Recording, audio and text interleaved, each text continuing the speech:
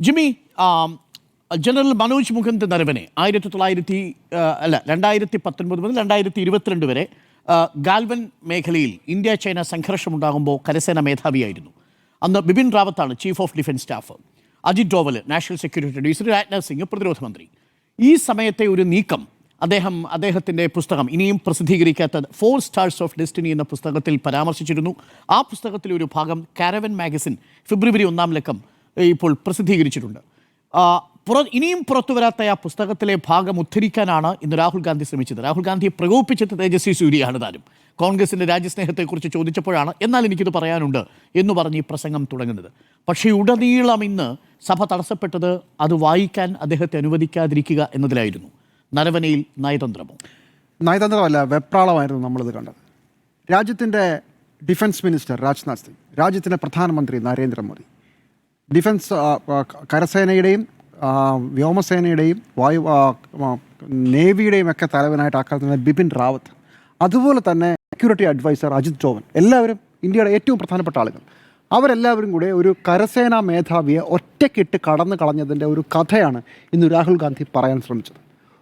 ഒരു രാജ്യത്തിൻ്റെ കരസേനാ മേധാവി പറയുകയാണ്, എന്നെ തീരുമാനമെടുക്കാൻ അവർ വിട്ടിട്ട് അവരങ്ങ് കടന്നു കളഞ്ഞു എന്ന് പറയുന്ന ഒരു ഭാഗമാണ്. സ്വാഭാവികമായും പ്രകോപനം ഉണ്ടാകും. എന്താ സംഭവം?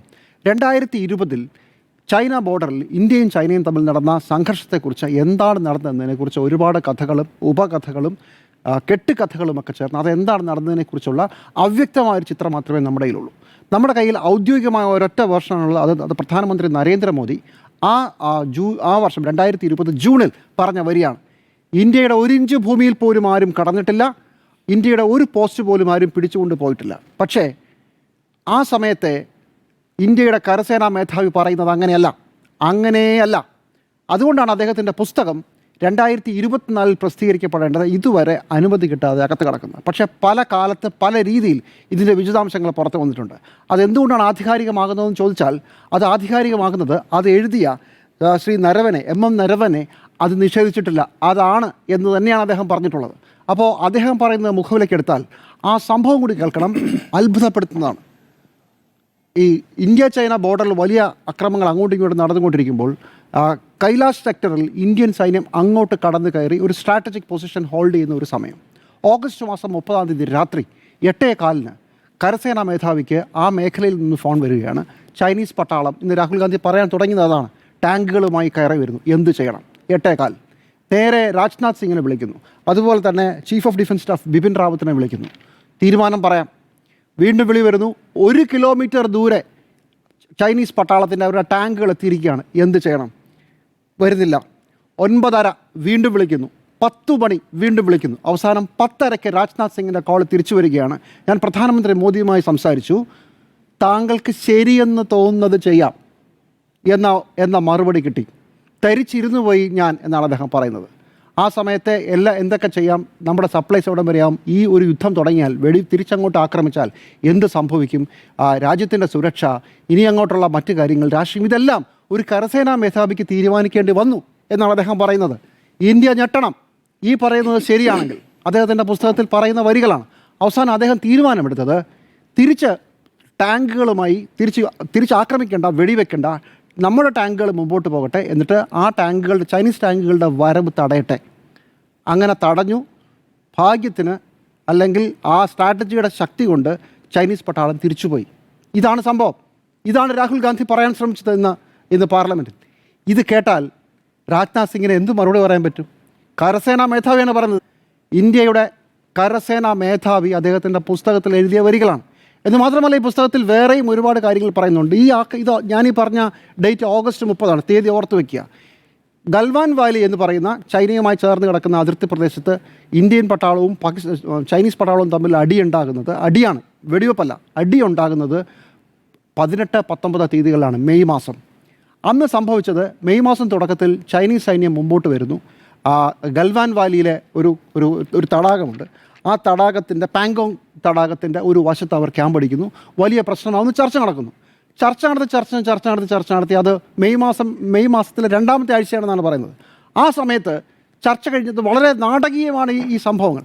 രണ്ടാമത്തെ ആഴ്ചയിൽ ചർച്ച നടക്കുന്നു, രാത്രിയാകുമ്പോൾ സൈന്യം പറയുന്നു എന്തായാലും ചർച്ച നമുക്ക് നാളെയും തുടരണമല്ലോ, തിരിച്ചു പോകാൻ പറ്റില്ല, രാത്രിയായിപ്പോയി, ഞങ്ങളിവിടെ ടെൻ്റ് അടിച്ചോട്ടെ എന്ന് ചോദിക്കുന്നു. ആലോചിച്ചിട്ട് പറയാമെന്ന് പറഞ്ഞ് പിരിയുന്നു. പക്ഷേ അന്ന് രാത്രി ടെൻറ്റുകളോട് അടിക്കപ്പെടുന്നു. പിറ്റേ ദിവസം രാവിലെ ആകുമ്പോൾ ചൈനീസ് പട്ടാളം ആ സ്ഥലത്ത് ടെൻ്റ് അടിച്ചിരിക്കുകയാണ്. പിന്മാറാൻ പറയുന്നു, പിന്മാറുന്നില്ല. വീണ്ടും ആവശ്യപ്പെടുന്നു, ആലോചിച്ചിട്ട് പറയാമെന്ന് പറഞ്ഞ അവസാനം പറയുന്നു സാധ്യമല്ല. അങ്ങനെ ഇന്ത്യൻ സൈന്യം ഇവരെ ഒഴിപ്പിക്കാനായി ഒരു നീക്കം പ്ലാൻ ചെയ്യുക. ഇന്ത്യൻ സൈന്യത്തിൻ്റെ കമാൻഡിംഗ് ഓഫീസറായിരുന്ന കേണൽ സന്തോഷ് ബാബു ബീഹാർ റെജിമെൻറ്റ് 16-ാം ബീഹാർ റെജിമെൻറ്റിൻ്റെ നേതൃത്വത്തിൽ അങ്ങോട്ട് പോവുകയാണ്. ഇവർ തമ്മിലാണ് സംഘർഷം ഉണ്ടാകുന്നത്. ആ സംഘർഷത്തിലാണ് ഇന്ത്യയുടെ 20 സൈനികർ വീരചരമം പ്രാപിക്കുന്നത്. കേണൽ സന്തോഷ് ബാബുവിന് മഹാവീർ ചക്ര, സൈന്യത്തിലെ ഏറ്റവും പരമോന്നത ബഹുമതിയാണ് യുദ്ധമുഖത്ത് കിട്ടുന്നത്. ആ ബഹുമതിക്ക് അദ്ദേഹം അർഹനാവുന്നു.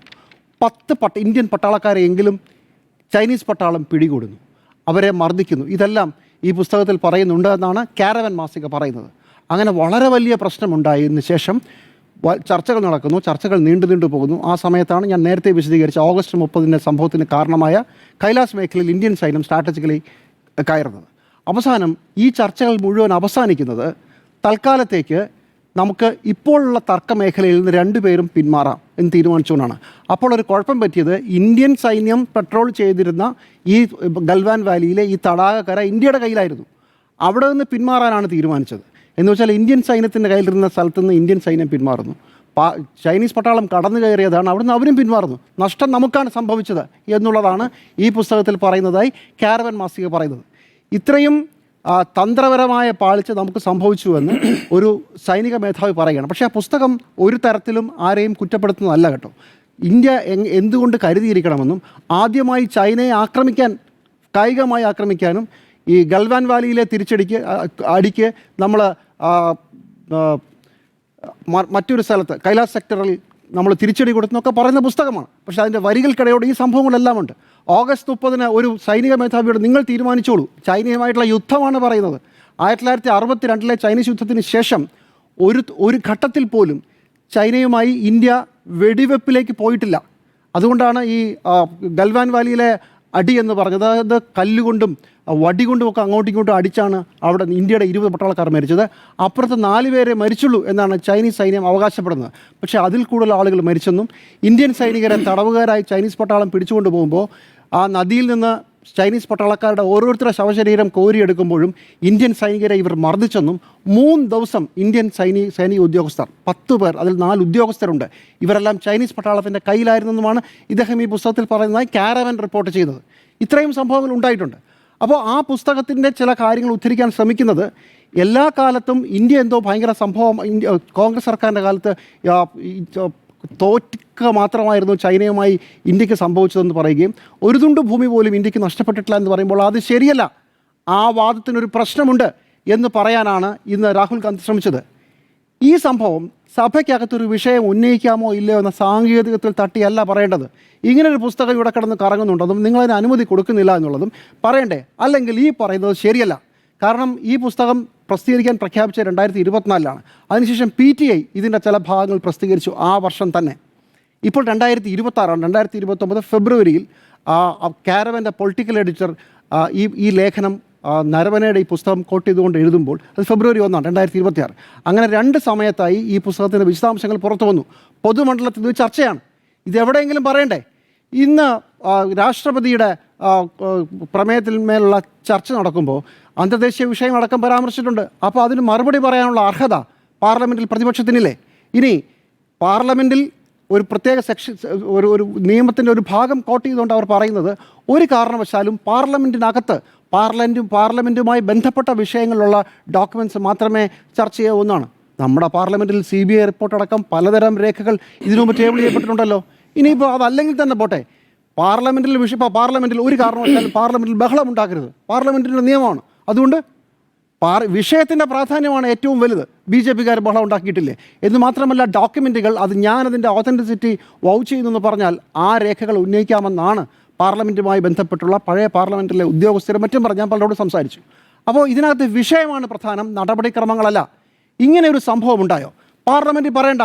ഇപ്പോൾ എന്തായാലും എല്ലാവരും ചർച്ച ചെയ്തല്ലോ, ഇനി ബഹളം ഉണ്ടായതിപ്പോൾ നന്നായി, എല്ലാവരും പുസ്തകം വായിക്കുന്നുണ്ട്. കാരവൻ്റെ സബ്സ്ക്രിപ്ഷനൊക്കെ നല്ലപോലെ കൂടിക്കാണും. ഇല്ല, ഇനിയും ആളുകൾ വായിക്കും. അപ്പോൾ വിഷയം പുറത്തായി. ഇതിനെക്കുറിച്ച് കേന്ദ്ര സർക്കാർ പ്രതികരിക്കുമോ? ഇന്ത്യയുടെ കരസേനാ മേധാവി അദ്ദേഹം എഴുതിയ പുസ്തകം, ആ പുസ്തകത്തിൽ പറയുന്ന 2020 കുറിച്ചുള്ള ചില്ലിംഗ് ആയിട്ടുള്ള ഇൻസിഡൻറ്റ്, ആ പുസ്തകം തെറ്റാണെന്ന് പറയാൻ തയ്യാറാകുമോ?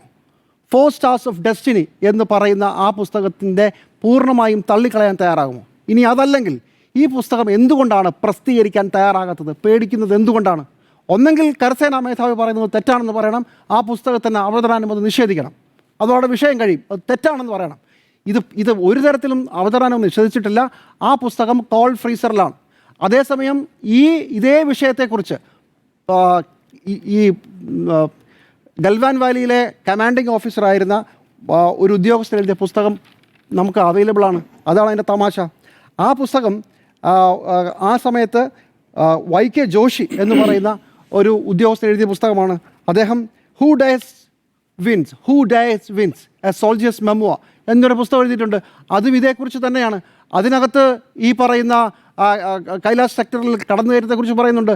അത് ഇന്ത്യ വളരെ ബുദ്ധിപരമായി കടന്നു കയറുകയാണെന്ന് പറയുന്നത് വിശദമായിരുന്നു. അപ്പോൾ അതിന് കുഴപ്പമില്ല. ഈ ജോഷി എന്ന് പറയുന്ന കക്ഷി ഇപ്പോഴും ഇന്ത്യയുടെ സർക്കാരിൻ്റെ ഔദ്യോഗികമായ തിങ്ക് ടാങ്കിൻ്റെ ഭാഗമാണ്. അപ്പോൾ ആ പുസ്തകം നിലനിൽക്കും. 2 പുസ്തകങ്ങളാണ്. ഒന്ന് ആ സമയത്ത് ആ യുദ്ധം നേരിട്ട് ഫീൽഡിൽ നിന്ന് നയിച്ച ജോഷി, മറ്റൊന്ന് ഇതിന് മുഴുവൻ നേതൃത്വം കൊടുത്ത കരസേനാ മേധാവി നരവനെ. ഒരു പുസ്തകം കാണാമറയത്താണ്, ഒരു പുസ്തകം എല്ലാവർക്കും ഉണ്ട്. അപ്പോൾ ചുരുക്കം ഇതാണ്, പാർലമെൻറ്റിൽ നിങ്ങൾ മറച്ചു പിടിച്ചാൽ ചർച്ച തുടങ്ങിക്കഴിഞ്ഞു, ഈ വിഷയം വീണ്ടും പുറത്തേക്ക് വന്നു. ഒന്നെങ്കിൽ ഈ പുസ്തകം നിഷേധിക്കണം, കരസേനാ മേധാവി പറഞ്ഞത് തെറ്റാണെന്ന് പറയണം. അതല്ലെങ്കിൽ അദ്ദേഹം പറഞ്ഞതിന് സമാധാനം പറയണം. ഓഗസ്റ്റ് 30 ഇന്ത്യയുടെ കരസേനാ മേധാവിയെ ബാക്കി എല്ലാവരും ഒറ്റയ്ക്കിട്ടിട്ട് ഠീക് സംചാവോ കരോ എന്ന് പറഞ്ഞത് ശരിയാണെന്ന് തോന്നുന്നത് ചെയ്യൂ എന്ന് പറഞ്ഞ് അയാളെ വിട്ടുകൊടുത്തത് എന്തിനാണെന്ന് സമാധാനം പറയണം ഇന്ത്യയുടെ രാഷ്ട്രീയ നേതൃത്വം.